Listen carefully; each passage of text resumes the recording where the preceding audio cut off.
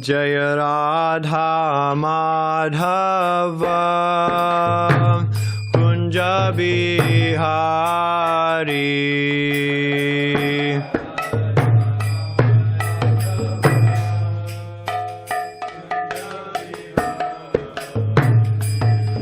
Jaya Radha Madhava Kunja Bihari.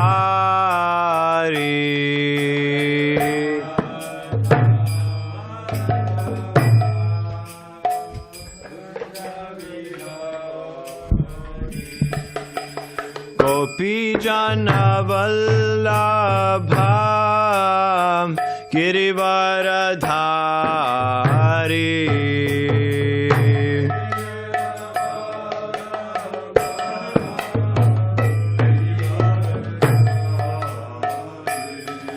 Jaya Gopi Jana Vallabha Girivaradhari.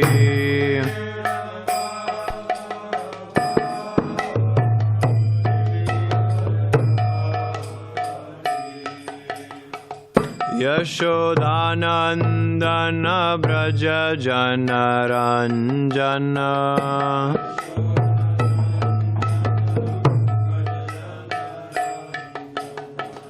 Yashodanandana Braja Janaranjana.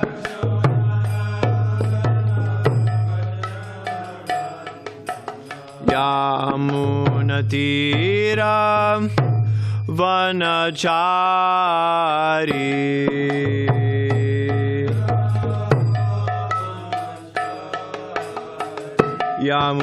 Yamunatira Vanachari.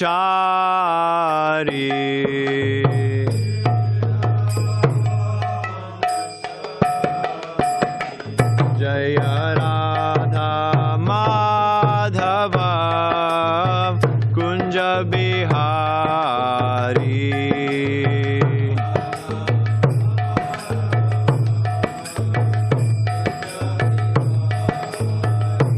Jaya Radha Madhava Kunja Bihari.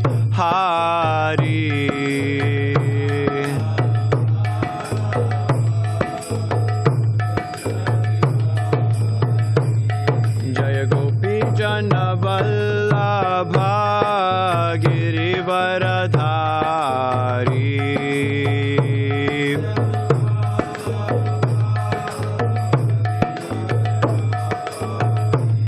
Jaya Gopi Jana Vallabha Girivaradhari.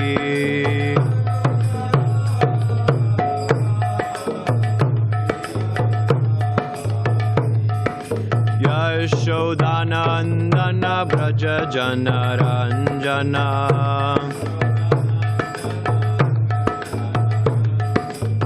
Yashodanandana Braja Janaranjana.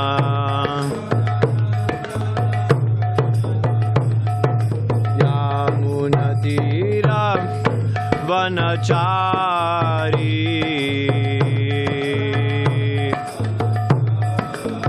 Yamunatira Vanachari.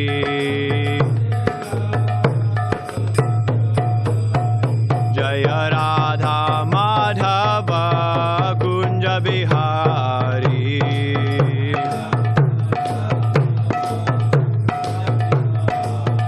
Jaya Radha Madhava Kunja Bihari.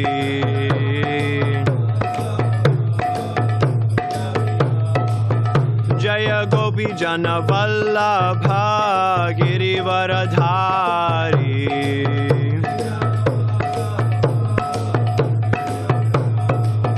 Jaya Gopi Jana Vallabha Girivaradhari.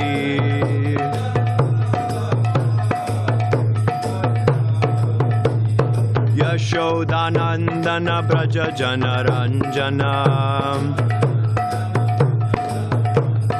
Yashodanandana Braja Janaranjana. Yamunatira Vanachari Yamunatira Vanachari Jaya Radha Madhava Kunja Bihari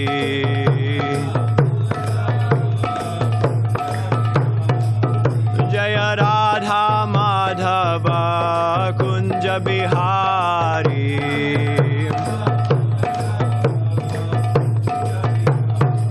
Jaya Radha Madhava Kunja Bihari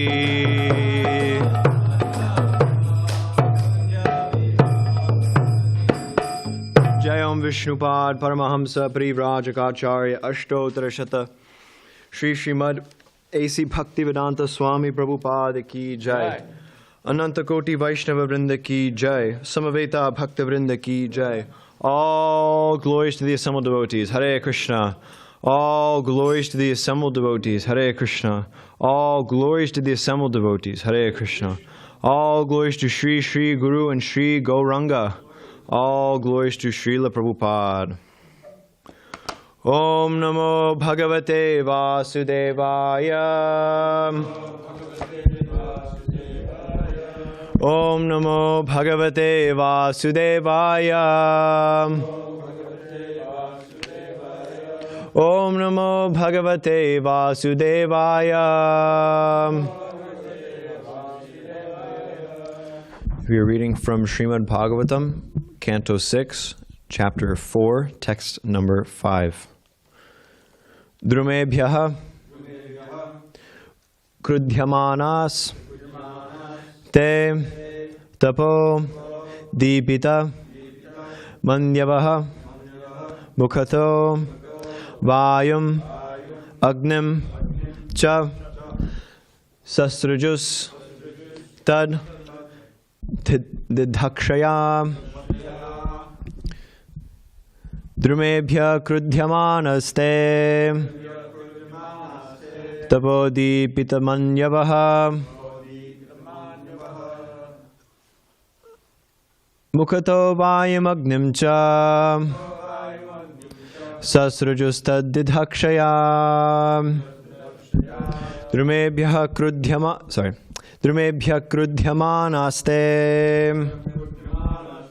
Tavodipita manyavaha mukhato vayam agnim cha sasrajustadhidakshaya Drumebhya krudhyamanaste tapodipita manyavaha mukhato vayam agnim cha sasrajustadhidakshaya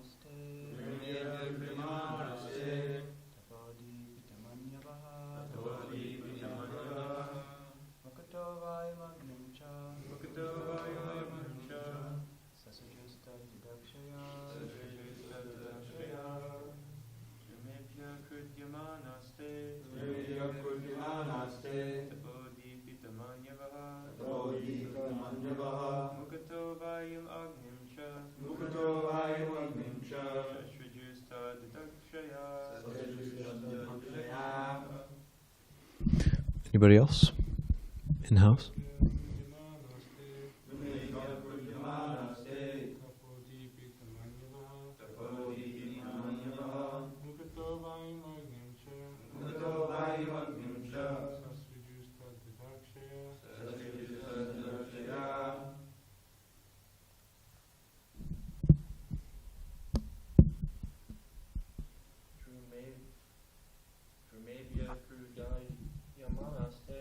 Dramebhya krudhyamanaste.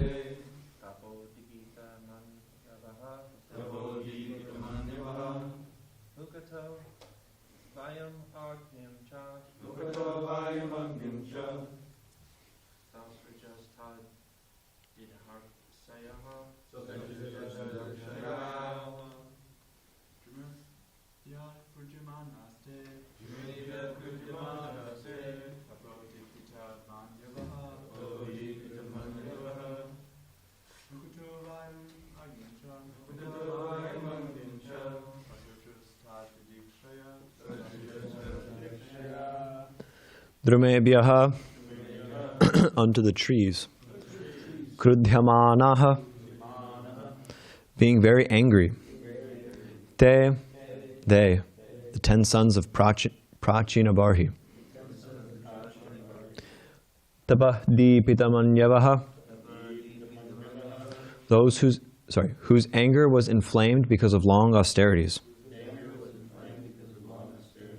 Mukhataha, from the mouth. Vayum, wind. Agnim, fire. Cha, and. Sasrajuhu, they created. Tat, those forests. Didhakshaya, with the desire to burn. Translation and purport by His Divine Grace A.C. Bhaktivedanta Swami Prabhupada. Translation. Because of having undergone long austerities in the water, the Prachetas were very angry at the trees. Desiring to burn them to ashes, they generated wind and fire from their mouths. Purport.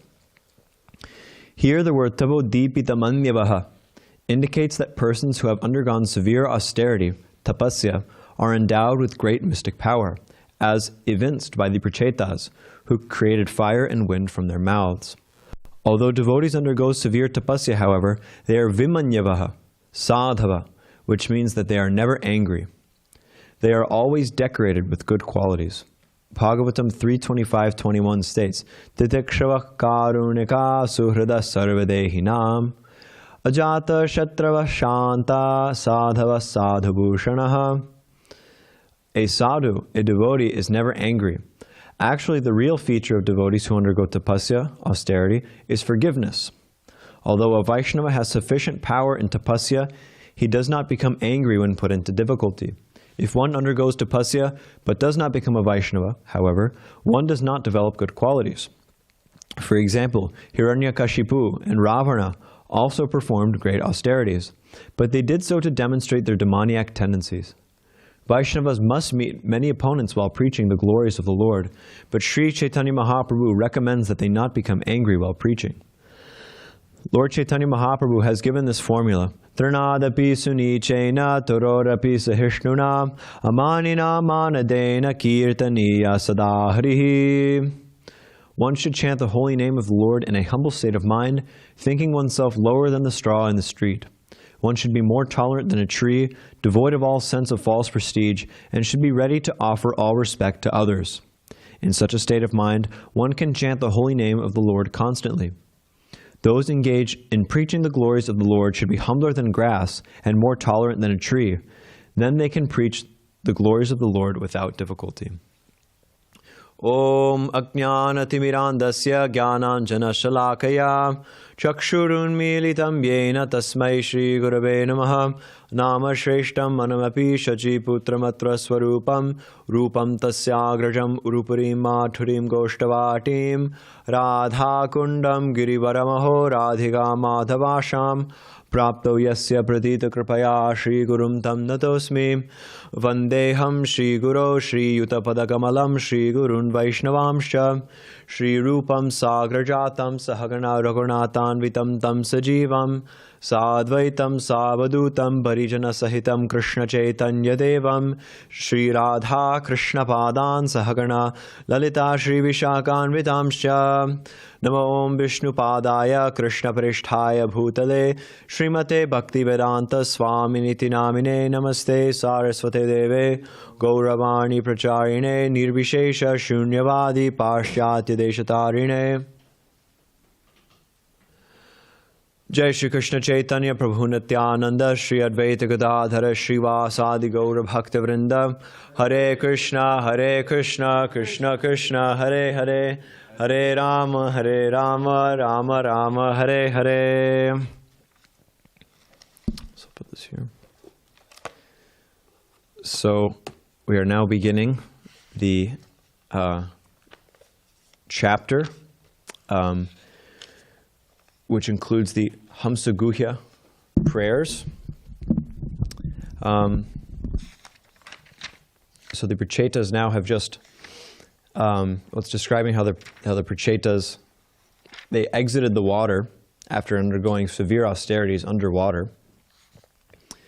And they saw that the whole kingdom, all the land had become overrun by trees, but it became a forest, like when you don't maintain land, naturally things grow there, weeds and whatnot. And so they've become very angry seeing this, and so now they're using the power that they've gained from their austerities to take care of the situation.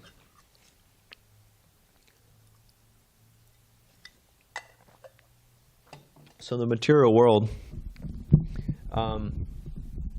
is described in the Bhagavad Gita as dukkhalayam ashashvatam, meaning dukkhalayam, that it's full of misery, and ashashvatam, it's temporary, it's not eternal.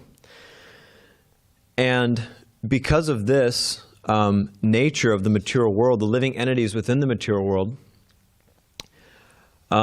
which Krishna describes also as Mamaivamsho Jiva Loke Jiva Bhuta Sanatanaha Manashashtan Indriyani Prakriti Sthani Karshati, that the living entities who are Krishna's eternal parts and parcels, fragments of his nature, they're struggling in this world with the six senses, but especially the mind. The mind is considered to be the most. It's an extremely powerful sense. And in the Hitopadesh by Sri Narayana Pandit, it's described that the mind, it's like a drunken monkey who has been bitten by a scorpion and then haunted by a ghost. So you can imagine the mindset of a drunken monkey who has been bitten by a scorpion and then haunted by a ghost. It's a very kind of base, not so, intelligent kind of consciousness. So the mind's business is accepting and rejecting, sankalpa and vikalpa, and it accepts and rejects on the basis of basically just getting pleasure at all costs, with no discrimination. What's good pleasure? What's bad pleasure? What can I do to get pleasure? What can I not do to get pleasure? And so in this way, the mind is completely out of control. And so one who becomes a disciple of this drunken monkey, he is known as a materialist. Because the materialists, they're willing to do anything for sense gratification, practically speaking. There's very little that most materialistic people won't do for sense gratification. Like we see people who have, of course, this is kind of an extreme case, but people who have especially perverted desires, they're willing to go to jail practically for the rest of their life in order to fulfill their sense gratification. Or people have certain habits that they know are killing them. They know that it'll result in death. It'll result in the deterioration of their health. For example, smoking, or drugs, or drinking, or all these different things. But people are willing to risk their lives for sense gratification. And it's really not much. How much sense gratification do you get out of smoking a cigarette? It's really not much. You get a little lightheaded, but mostly it hurts. Actually, mostly it hurts. Coughing and lung problems and everything. So, but even like normal materialists, what are they doing? They're working 8 hours a day, 9 to 5, which is the majority of their waking life. They spend working in some office or something, and they have to deal with so much stress and anxiety, and people actually also now, from sitting down so much, like in offices and stuff like that, they're having so many health problems, blood clots in their legs and back and so many things. Diabetes, yeah. So, but still, they're so bewildered by this desire for sense gratification that they actually justify all these things. They actually think all these things are very good. And they say things like, oh, we'll take the good with the bad. What other sayings are there like that? Take the good with the bad. Yeah, there's a silver lining and everything. So like that. But it's nonsense. It's all bad. Actually, it's all bad. From beginning to end, material life is bad. Because what's the result? What's the result of their austerity? What's the result of their tapasya? We're talking here about tapasya. This purport is talking about tapasya. So the materialists, they're engaging in pretty severe tapasya by our standards, by Kali Yuga standards. Of course, it's nothing like performing austerities underwater, but it's difficult. It's a very difficult life. But what's the result of their austerity? Practically nothing. They just become more angry. They become more deluded. They become more and more dissatisfied. And eventually they get old and they die. And reborn, of course. And then they repeat the whole thing again. So, practically speaking, the result of their austerity is nothing. And this is because they have no concept of what's the goal of life. They have no direction. Their austerity is just, it's a self-imposed burden for no purpose at all whatsoever. There was a story. Anyway, actually, I won't tell that now because it's kind of a long story. But anyway, it's a self-imposed burden. They're told from the beginning of life that you have to do this, you have to do that, and you have to get a job, you have to go to college, you have to do all these things, spend this money, spend that money. But it's a self-imposed burden. Actually, they don't have to do any of these things. None of these responsibilities exist outside of their own mind. Therefore, Rishabhadev in his teachings, he says, Nayam deho deyabhajam nirloke kashtan kaman arhate vid bhujamye. Tapo divyam putrakayena satam shuddhedyasmad brahmasokyam tvanantam. That one who has achieved this very valuable human form of life, which is so rarely achieved, one shouldn't spend their time and their energy on obtaining the same kind of sense gratification which is available to the stool-eating living entities like hogs and dogs and camels and asses. Rather, one should engage in tapo divyam, in divine austerity, in austerity for some kind of spiritual end. And in that way, they'll achieve something really fruitful. They'll achieve something actually substantial by their austerity. There's a misconception amongst materialists that spiritual life is just kind of like shanti, like you don't really do much, and you just kind of sit there and sit back and meditate, and it's not really difficult, and therefore so many people accuse the devotees, especially because they're coming from the Western world where these self-imposed burdens are very much valued. People accuse the devotees of just being freeloaders, of just being losers, dropouts. They're too afraid to work. They're too afraid to face what's laughably called real life, and so they hide away. They hide away in their temples, and they just sit there, and people give donations, and that's it. And this especially comes from all of the, you could say, neo-Buddhism, neo-Mayavad, which came to the West in the 60s, around the time when Srila Prabhupada came in, before that too. But actually even the Mayavadis and even the Buddhists, actually they're extremely austere. More austere than us. And actually, I wanted to read something. Balaram Prabhu read this in a class somewhat recently, and I'm sure most of us remember, but some of us weren't here. So, but it's really, it's not super long. But it's about the life of a monk in a Zen Buddhist monastery in Japan. And it's basically describing basically their sadhana, their daily sadhana, and what their kind of philosophy is. So, monk life at Korinji Rinzai Zen Buddhist Monastery. Long flights of stone lead up to the mountain and end at a wooden gateway with a tiled roof. Through the gateway is a courtyard of raked gravel, some larger rocks and stunted pines, and several traditional buildings with curved tile roofs. When a candidate presents himself for training, he must prostrate himself and declare that he is willing to do anything that needs to be done to solve the great matter of life and death, which sounds pretty good by our standards. By tradition, he is scowled at by the head monk, who orders him to leave. He persists, continuing to prostrate himself, and after 2 or 3 days, he's taken in. So he's outside. He's prostrating himself outside for 2 or 3 days, and you have to think this is in Japan, in the mountains, where it's extremely cold. So after 2 or 3 days, he's taken in. Apprentice monks are treated like slaves on a brutal plantation. They must follow orders and never say no. They sleep very little.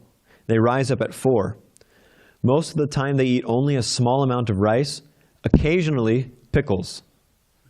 Fresh vegetables and meat are forbidden. There is no heat in the monastery, even though it can be very cold on the mountain, and the monks wear sandals and cotton robes. Junior monks are not permitted to read. Oops. There are many menial tasks a monk must complete in a day: cooking, cleaning, cutting down trees, chopping wood, making brooms. And he is given very little time to do them. If he does not move fast enough, senior monks scream at him. There is very little talking, only bell ringing to indicate a change in activity, and screaming. There is a correct way to do everything, which is vigorously enforced. When a monk wakes in the morning, he must not move until a bell is rung. When the bell rings, he must move very fast. He has about 4 minutes, until the next bell rings, to put up his futon, open a window, run to the toilet, gargle with salt water, wash his face, put on his robes, and run to the meditation hall. At first, it is very hard to do those things in 4 minutes. But gradually, he develops techniques for increasing his speed. Because he is forced to develop these techniques, and because even with the techniques it is still difficult to move fast enough, he is intensely aware of everything he is doing. He is always too slow, he is always afraid, and he is always being scrutinized. In the winter, he is cold, but if he looks cold, he is screamed at. There is no solitude. The constant screaming and the running, along with chronic exhaustion, produce in him a state of low-level panic, which is also a state of acute focus. It is as if his thinking mind, his doubting and critical and interpreting mind, has shut down and been replaced by a simpler mechanism that serves the body. The idea is to throw away his self, and in doing so find out who he is. A well-trained monk, it is said, lives as though he is already dead. Free from attachment, from indecision, from confusion, he moves with no barrier between his will and his act. Several times each year, the monks spend 8 days walking long distances to beg for food. In the winter, they walk in sandals through snow. When they go begging, they wear broad conical straw hats, to cover their faces. They do not talk to anyone, and if someone asks, they may not say their names. When someone gives them food, they are obliged to eat everything they are given. This forced overeating can be the most physically painful part of the training. Every day, each monk has an audience with his teacher about a koan. For those who don't know, a koan is basically a phrase which makes no sense, practically at all. And basically, the Buddhists have this idea that by meditating on these phrases, which make no sense at all, it basically snaps you into spiritual realization. So for example, they say, like the most famous one is, meditate on the sound of one hand clapping. What are you you can't do anything with that besides, anyway. These audiences last a few minutes at most, sometimes a few seconds. Occasionally the teacher will make a comment. Usually he says nothing at all. The koan is a mental version of the bodily brutalities of training. Resistant, frustrating, impossible to assimilate. It is meant to shock the monk into sudden insight. Okay, this is the last paragraph. In January, the monks hold a week-long retreat, during which they are not allowed to lie down or sleep. One January, Nemoto was a cook. He had to prepare special pickles for the retreat, and he was driven so hard by the head monk that he did not sleep at all for a week before the retreat began. So the retreat is a week-long retreat in which they're not allowed to lie down or sleep at all. And even a week before the retreat, he had to prepare special pickles. So he wasn't able to sleep for a week. By the third day of the retreat, he was so exhausted that he could barely stand, but he had to carry a heavy pot full of rice. He stood holding the rice and thought, "I cannot carry this pot any longer. I am going to die now." Just as he was on the point of collapse, he felt a great rush of energy. He felt as though everything around him were singing, and that he could do anything he had to do. He felt, too, that the person who had been on the point of collapse a moment before, and indeed, the person who had been living his life until then, was not really him. That evening, he met with his teacher about his koan, and for the first time, the teacher accepted his answer. I wonder what kind of answers you can give. I wonder what they're what answer you can give. Anyway, yeah. The experience led him to believe that suffering produces insight, and that it is only at the point of when suffering becomes nearly unbearable that transformation takes place. And yeah, I guess we'll stop there, yeah. So, Krishna consciousness is much easier than that. The Mayavadis, the Buddhists, the demons, like Hiranyakashipu and Ravana, like it's mentioned in the purport, the karmis, the smarta brahmanas, who have to perform so much prayashchitta. Basically everything they do, they have to perform some kind of prayashchitta. They're very austere. But even their austerities, what's the result of their austerities? They're engaging in austerity on the plea of some spiritual purpose. But what's the result of their austerities? Their austerities are also useless. They just become puffed up. They become hard-hearted, like Prabhupada says. And they achieve no real end. And actually, Prabhupada in one purport in the Chaitanya Charitamrita, he says actually, the Buddhists of Sarnath and the Mayavadis of Kashi, actually, they're advocates of utter materialism. Why? Because the process that they're engaging in, like we just heard, it's not desirable whatsoever. There's no pleasure, there's no impetus to do it. It's just suffering from the beginning to end. And also their goal, their prayojana, is also not so relishable. Just to become, in the case of the Buddhists, just become nothing. Or in the case of the Mayavadis, just to merge and, lose your individuality, so to speak. So the abhideya is not relishable whatsoever. The prayojana is not relishable whatsoever. So what's left? Just materialism. You just become a materialist. Like this verse, Ye nyera vindakshava muktamaninas tvayasta bhavada vishuddha buddhayaha aruhya krishena param param tadav padantido nadrata yushmadangreha. That the Mayavadis, the impersonalists, they think themselves, although they may think themselves to have reached the perfectional stage, and they may engage in very grave austerities to reach that stage, actually their intelligence is impure. Avishuddha buddhi. Their intelligence is impure. And the result of their austerities is that Krishna smashes their pride and they fall back into material consciousness, in the material world, because they're not satisfied. Because this state of impersonal liberation is not satisfying for the jiva. Because the jiva is looking to be put back in its natural position. The jiva is looking for nityananda, for unending happiness. That's why the mind is always flickering, going here and there. It's looking for some kind of eternal position. And if one engages in material activity or so-called spiritual activity, they won't find it. They won't find this natural position, this unending bliss. Because Jivera Swarup Hoy Krishna Nityadas, the Jiva, eternally, its Swarup, its true form, is as a servant of Krishna. And so, therefore, one who engages in devotional service, they actually find real shelter, real solitude, real...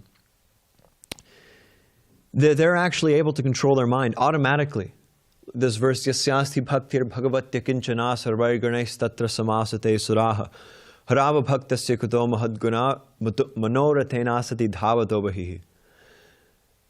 The devotees who engage in devotional service automatically control the mind.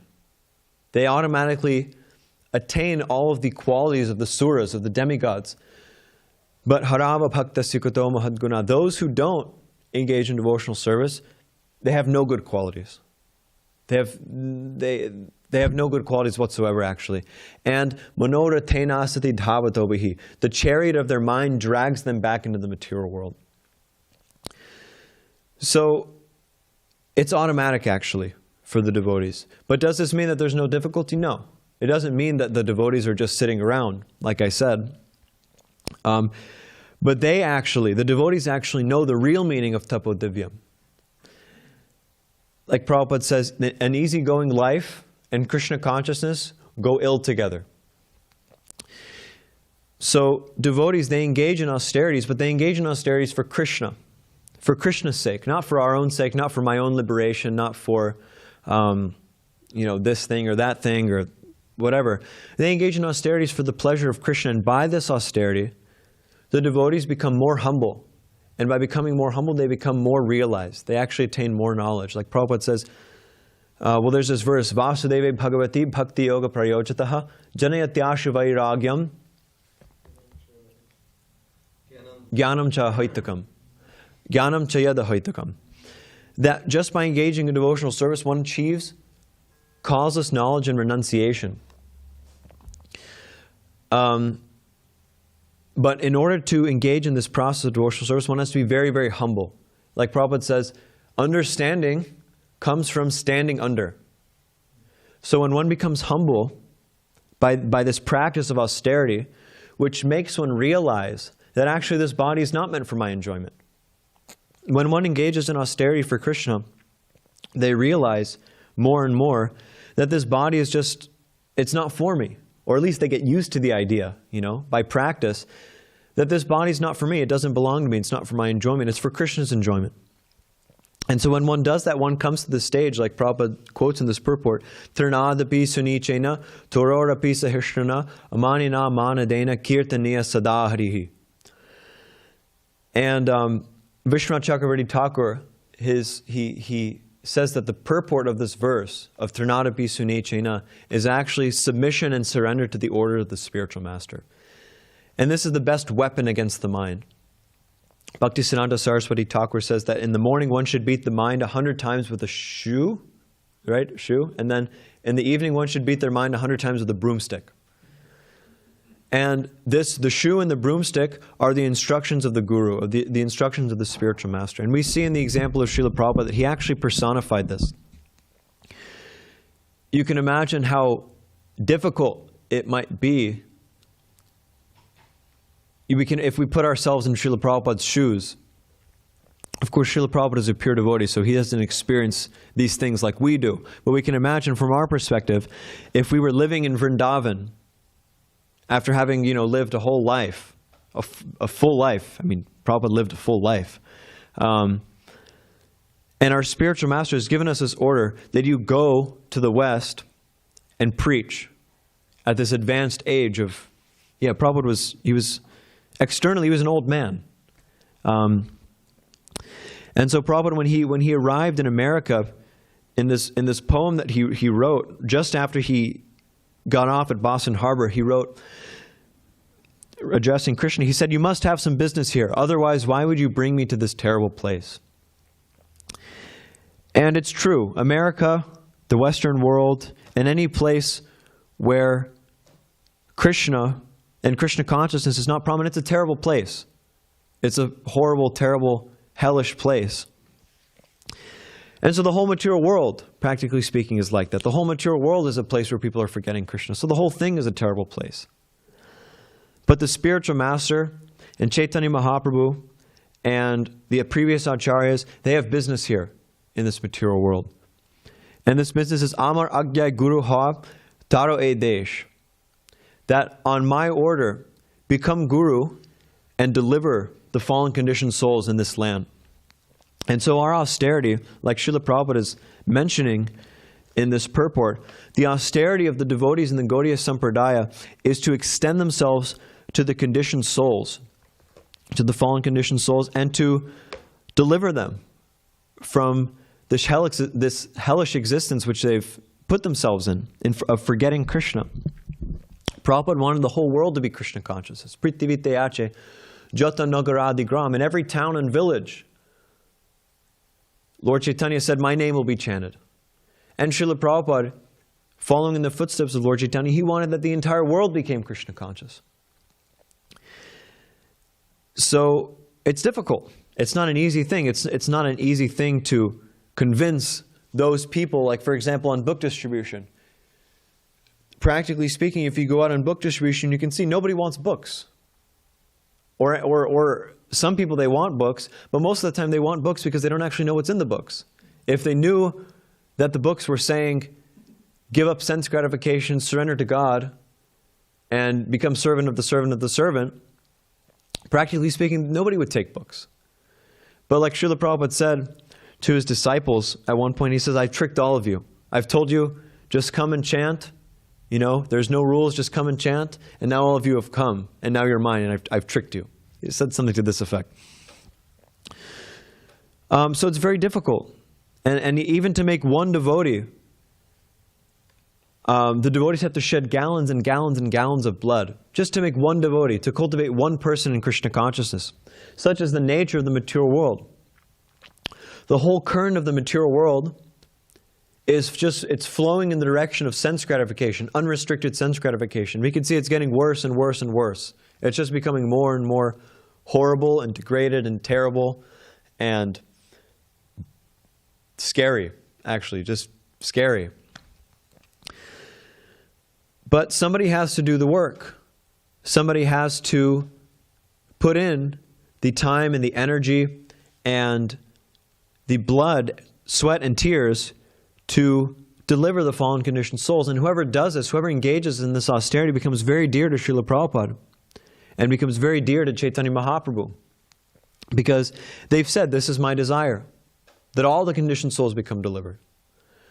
And so if we engage in the activities of the Sankirtan movement, which is meant for delivering the fallen conditioned souls, then we become very dear to Srila Prabhupada and we become very dear to Krishna and Chaitanya Mahaprabhu.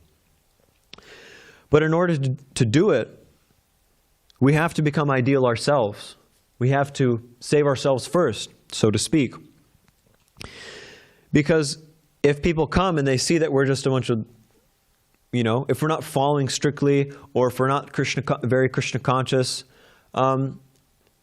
then what kind of example are we setting for the people who come? Like this verse in the Bhagavad Gita says, Yad yad acharati shreshtas tat tadevetaro janaha sayat pramarnam kurute lokastad anuvartate. Specifically that line, sayat pramarnam kurute lokastad anuvartate. That the example that great people set, lokastad anuvartate, then the general population follows that.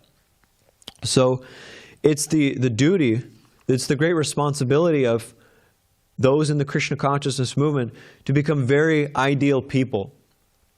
And ideal doesn't necessarily mean just becoming very nice or becoming very, not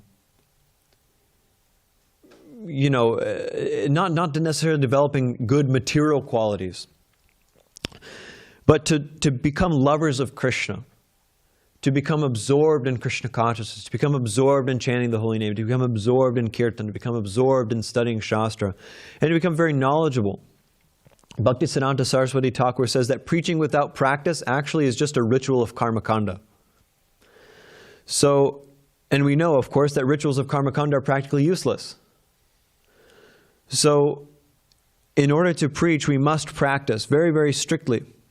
And even those who aren't preaching, still, those who aren't preaching directly, in the sense of book distribution or in the sense of, giving classes or doing programs or this or that, even those who aren't necessarily preaching directly, still have the responsibility of becoming pure devotees to set an example for others. Actually, everybody in the Krishna consciousness movement is meant to preach and is preaching. Just by existing actually in the Krishna consciousness movement, you're preaching.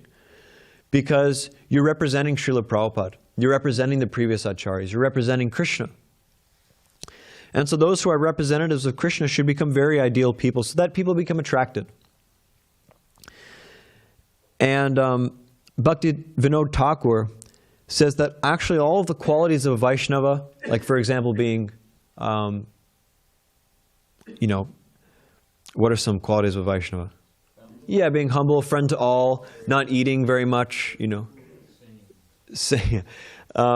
silent is one of them. All of these different things. Bhaktivinoda Thakur actually says that they're ornaments on an ugly woman.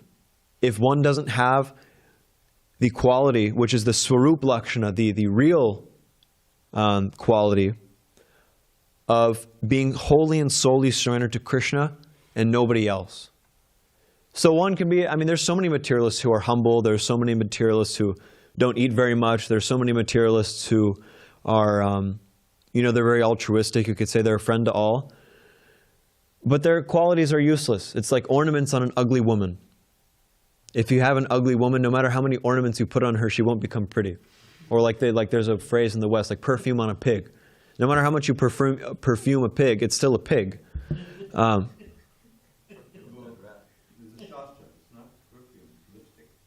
Oh, lipstick on a pig. Okay, that's what it is. Perfume a dead rat, that's what it was. I like perfume on a pig because it's an alliteration. So, but they're useless. Because one can have all these qualities, but if they're not a devotee of Krishna, they'll fall back into the material world. They'll just keep on going and going and going again and again, and they'll be very humble in so many lives. You can be humble in an unlimited amount of lives. But unless you're humble in relation to serving Krishna and serving the Vaishnavas, you'll take birth again. And you'll take the very humble position of becoming a worm in stool. And so, either way, if one's a materialist, or if one's a spiritualist, or if one's a jnani, or a yogi, or a karmi, or whatever it is, this material world, existence in this material world necessitates some kind of struggle, necessitates some kind of suffering. So the question is then, what will we suffer for? What will we struggle for? Krishna consciousness is also a struggle. It's a struggle against the mind. It's a struggle against other people who are inimical to Krishna consciousness. It's a struggle to deliver the fallen conditioned souls. Coming to Krishna consciousness or being within Krishna consciousness is not necessarily a very comfortable life, like Srila Prabhupada says. And actually, again, like Srila Prabhupada says, living a comfortable life is actually not so favorable to one's Krishna consciousness. Because if one lives a very comfortable life, then they don't have impetus. They don't directly see how this material world is dukkhalayam shashvatam. They have no impetus to address the Lord very feelingly and to pray and to take shelter of Krishna. One begins to think even very subtly, that actually this material world is a very nice place. But it's not. And in order to get out, there will be a struggle. There has to be a struggle. So we can choose to struggle for the material energy and achieve nothing, or we can choose to struggle for Krishna and achieve the highest goal of being reinstated in our position as the friend of Krishna, or as pure devotees of Krishna in the spiritual world, as one of his associates. And in doing so, taking as many people as we can back to Godhead with us. So this is the goal of our life. This is actually not even just it's real life. This is what life is. actually life in this material world isn't real life. It's fake. So we should see like that. I'm over time, so I'll stop there. And we can have questions or comments. Just one quick comment. I was hearing a lecture by Prabhupada, and he was recently, and he's always attuned to how the people are responding to devotees, So he said that the devotees are being accused of being escapists. And I looked it up, and it's perfect. It's like projection. Escapism is avoidance of reality by absorption of the mind in entertainment or in an imaginative situation or activity. So they think that it's obviously imagination, all these crazy, wonderful stories, and crazy stories. So they think that we're just escaping from their, real life. And but we know that they're the ones who are living an imaginative existence, and the result of it is, as you put, it's just more and more suffering. Yeah, Prabhupada also gives the example, or also gives the response that, okay, if you're in a house and it's on fire, shouldn't you escape? Isn't that just basically intelligent, Yeah, comment on Dravida Prabhu's comment. Even if we were to say, because we were saying, okay, the Hare Krishna people were saying, okay, well, you're living a life of escapist in the sense you're just trying to forget about reality, Krishna consciousness, by engaging in a bunch of, so-called important activities. But it was interesting here in the definition, it said entertainment. Because, what's the world now? It's more so than ever before in history. Just, that's all people are doing, just entertaining themselves with, so many things. Like we were discussing the other night, there was 9 million apps, something like that. Yeah. That's just apps. What about, Hollywood pumping out, movies all the time and all the other things? It's all about entertainment. So, but it's interesting because much of this entertainment, because you're trying, you're escaping into imagined world. It's what is the movie? What is a movie? That's just completely made up. It's a complete story, that most of them aren't even real. A lot of them aren't even real stories. Just or video games. What's going on there? Escaping into what? That's just so.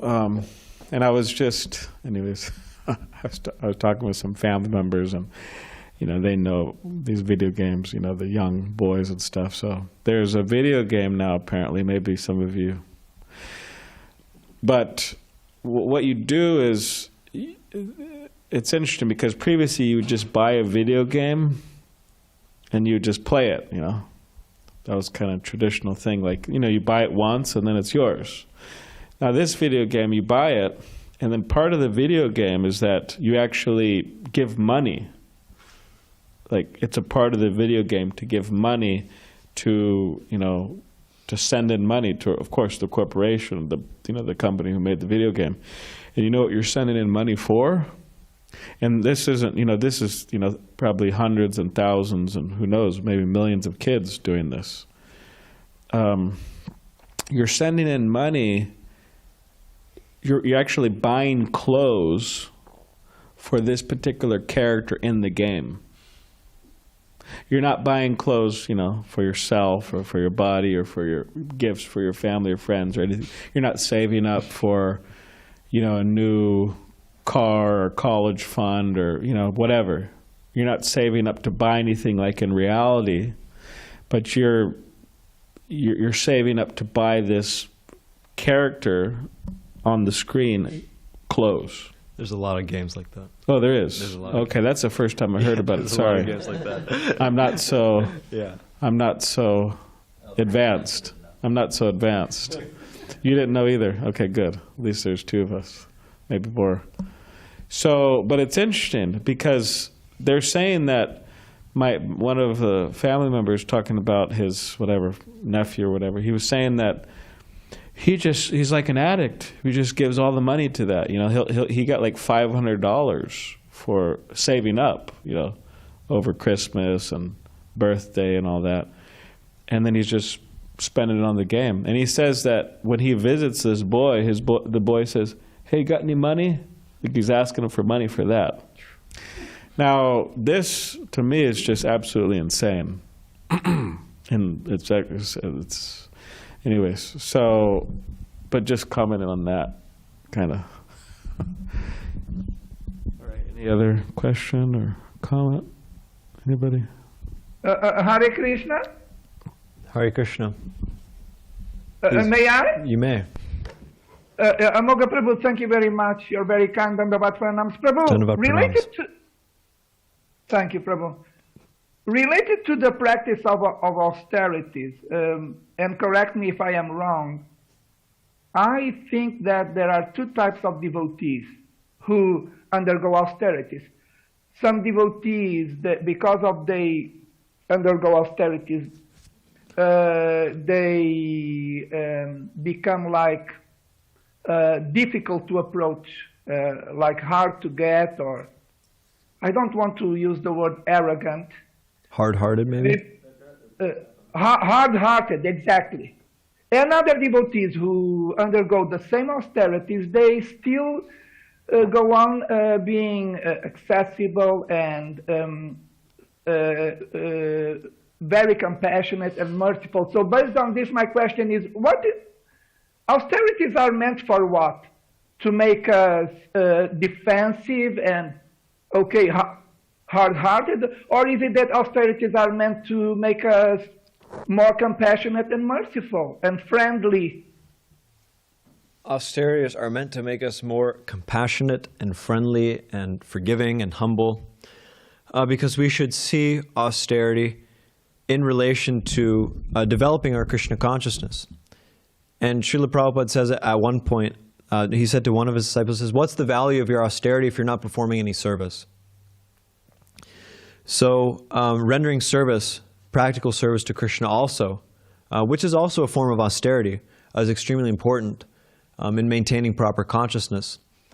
And in order to be enthusiastic to perform service, Prabhupada says in one purport in the Chaitanya Charitamrita that actually one who is enthusiastic about engaging in devotional service, practical devotional service, then it should be understood that he is reaping the reward. I think it said reward anyway. Whatever. He is reaping the benefits of chanting the holy name. So, if one has a very serious practice of chanting the holy name and is enthusiastic to engage in service, then their austerities won't make them hard-hearted, because they'll have the proper perspective that this is for Krishna, and it's not for me to develop Krishna consciousness, or develop, it's not for I'm not doing things for my consciousness. I'm doing things for Krishna's pleasure. There's a difference there. So a devotee doesn't, just like we don't want to become like, because Mayavadis, they do everything for their own consciousness. They do everything. They don't. That's why they don't preach. That's why they don't, do this thing or that thing. So many things, because my consciousness, me. It's all about me. But the devotee of Krishna, he does everything for Krishna's pleasure, and he doesn't. Of course, we do things for our own consciousness too. But it's not just that I'm engaging on austerities for me so that I can be in the mode of goodness or something like that. Or, we should always have the perspective that we're doing things for Krishna's pleasure. We should see everything in relation to Krishna. And so when we do that by engaging in practical, when we balance our personal austerities with selfless service to Krishna and chanting the holy name very attentively and with feeling, then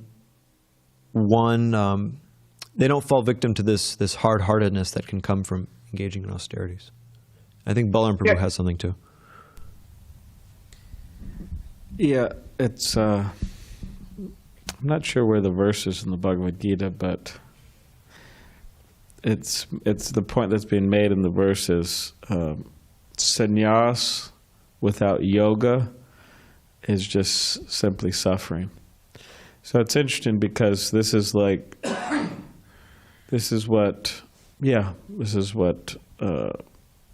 say Buddhists or Mayavadis, or they're engaging in sannyasa. They're just like trying to give things up without being connected with Krishna, just creates suffering, like you mentioned this thing you read. It's a good example of that. But even in devotees' lives, we have to note that. It's very important that you say, oh, well, that's right. Oh, sannyas without yoga is simply suffering. Yeah, but that happens to devotees. You try to give up the material world. You try to give up sense gratification. You try to follow the four regulative principles, basics. But without yoga, it's simply suffering. So the idea is we're supposed to be connected to Krishna, and then it's not suffering, but it's actually happiness. But we see that sometimes if we're not connected to Krishna, we start to think, oh, this is just suffering. I'm just here in the ashram and early and following these principles, rules, and regulations. Oh, this is so terrible. I'm suffering so much. Well, okay, how connected are you to Krishna? Then it's not suffering. It's opposite. So it's anyways. Rupa Goswami, there's one Prabhupada quotes in a purport also in the Chaitanya And the heart Charita. does become hard. Yeah. Prabhupada quotes Rupa Goswami in one purport in the Chaitanya Charitamrita. In his commentary, Rupa Goswami's commentary, there he says that the sannyas of Prakashananda Saraswati, of course before he was converted by Chaitanya Mahaprabhu, the sannyas of Prakashananda Saraswati was actually Pogu Vairagya, because he wasn't engaged in devotional service. It's just artificial renunciation. And so the renunciation of those who aren't connected to Krishna and engaged in devotional service, it's just artificial. It's a show, basically. And it's temporary too. Yes, and if I may, sometimes I have the impression that I go for thinking like the following. When I am approaching a devotee, the thought comes to my mind in the following way. Is it that I am in the presence of a friend, or is it that I am in the presence of an enemy? Because of how hard-hearted this devotee is presenting himself towards me. So I know that I am not in the position of evaluating, because this is a very delicate subject, but sometimes the first impression that comes is that, oh my God, is it that I am going to become is it that a friendship is starting here, or is it that the opposite is starting here? Is it that I have the feeling that it will be very difficult for me to exchange with this devotee, and then I make the connection. Is it that because he's so austere, he's forgetting about being my friend? Because that's what I want personally. When I am in the association of devotees, I want the knowledge. Yeah. I want to be trained by more advanced devotees. But what I really want is the friendship. That is what attracts me the most in the Hare Krishna movement. Because I think someone said that if you have no friends in the Hare Krishna movement, sooner or later you will leave. Yeah. Thank you, Prabhu. Thank you very much. Hare Krishna. I think Dravida Prabhu has something. The verse you're looking for is 5:6 in the Bhagavad Gita. Sannyasasthu mahabaho dukkam aptam ayogata. And in Prabhupada's translation, merely renouncing all activities, yet not engaging in the devotional service of the Lord, cannot make one happy. Merely renouncing all material activities, yet not engaging in the devotional service of the Lord, and then in the word by words, afflicts one with distress. That's a little stronger than can't make one happy. And we try to fix it. But that's the classic dry renunciation, which just hardens the heart. And it's all there in Rishabh, even in Rishabhde's verse and so many others. Tapo divyam. It has to be divine penance. That's why it's so important to do it under direction. Don't imagine some kind of austerity that you're going to do. That's mentioned in the Nectar Devotion. Undertaking more than you can. Oh, I'm going to chant 64 rounds and I'm going to, live in, and you just enjoy the movement. It doesn't work that way. You have to do it step by step, according to guidance from those who have experience. And then the austerity is purifying, as Rishabhde says. Tapo divyam puri. Shuddhye yasmad brahma saukyam. Then you become much more happy and blissful, and you're ready to share that with others as the best friend of all. Amogha Prabhu, thank you, Ravita Prabhu. Amogha Prabhu, Justin B. Prabhu has a question. Okay, we can take it quickly. Hare Krishna, thank you for the class. Hare Krishna. Following up on Vijay Krishna's question, how do we try to encourage people who are feeling in that way? They look around and all they see is hard hearts. How do we say, no, this is the real thing. You should stay here too. Well, I guess on a personal level, we can try to be friends with that person and try to, not. We should try to be one less hard-hearted person in their life, or at least that they perceive, as a hard-hearted person in their life. And then also, encourage them somehow or other not to criticize, devotees, even if maybe something is wrong or something, doesn't seem right. We encourage, if a person is new, we should encourage them not to criticize devotees or try to give benefit of the doubt. I guess. Yeah, I mean, it's difficult to change other people, especially if, If you look around and don't see any pure devotees, then you should be the pure devotee. Yeah, Balaram Prabhu says, if you look around and you don't see any pure devotees, then you should be the pure devotee. That's attracting people. Yeah. Balaram Prabhu's going to add something. So,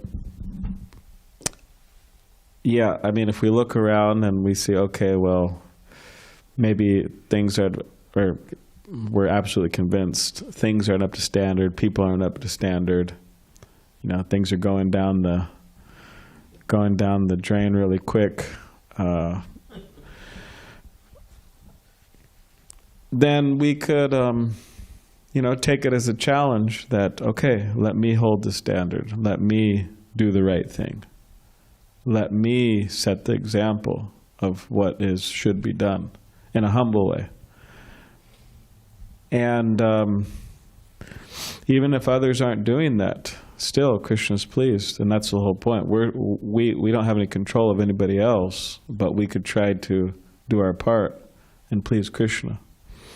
And what else can we do?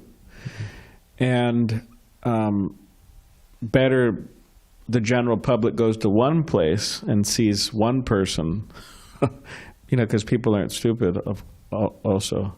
I mean, but better they go to, you could say that, oh, they come here and they just see a bunch of people, not up to standard, not pure, right? They could just tell, okay.